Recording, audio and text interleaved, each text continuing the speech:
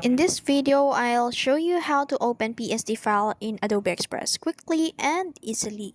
So whether you're editing an existing Photoshop files or making new adjustments, I'll show you how. So first of all, make sure you are on the official website of Adobe Express and already log in with your credentials.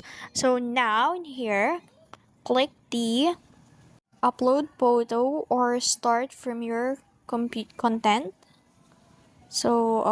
Or the plus button on the upper left corner.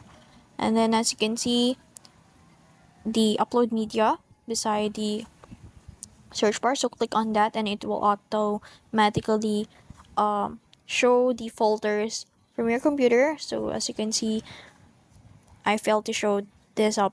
I don't know because of the recorder I used.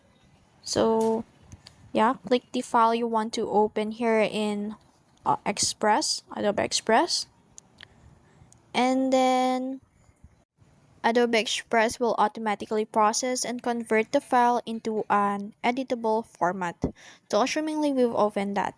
So now, after opening you can now edit the text, images, and layers. So some complex PSD layers may be flattered.